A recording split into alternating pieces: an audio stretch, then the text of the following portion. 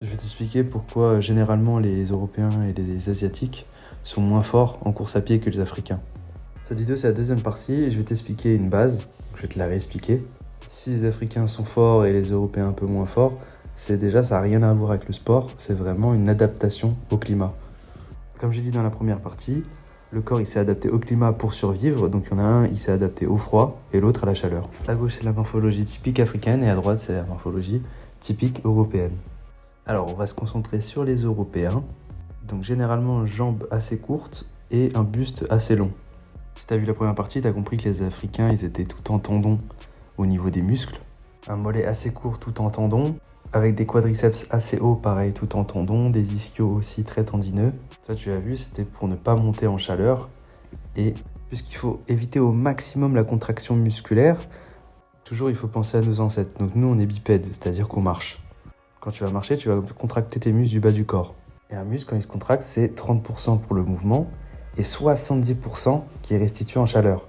Donc pour l'Africain, il va juste restituer l'énergie vu qu'il est tout en tendons pour éviter de contracter ses muscles et pour éviter de monter en chaleur. L'Européen, ça va être complètement l'inverse. C'est-à-dire que lui, il va avoir des quadriceps assez bas, donc l'avant de la cuisse, un gros mollet peu tendineux. Et ça, justement, ça aura pour fonction de produire de la chaleur. Puisque lors de la marche, c'est les quadriceps et les mollets qui font le plus gros du travail. Donc peu de tendons pour éviter les déchirures musculaires et les gélules par temps froid. Une chose qui est importante que tu saches, c'est que l'Europe d'avant, c'est pas du tout l'Europe de maintenant.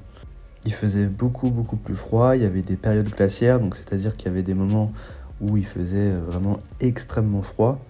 Donc il y a une sélection sur les individus qui ont été faites, sur les personnes qui étaient le plus adaptées. Pour revenir à la course à pied, donc pour les Européens, avoir un gros mollet, ça a juste une seule fonction, produire de la chaleur, c'est tout. Et éviter des déchirures tendineuses et musculaires.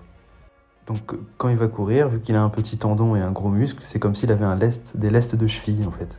Donc il va être très fort au démarrage grâce aux muscles, mais après, vu que c'est le tendon qui restitue l'énergie lors de la course, et il va se faire éclater.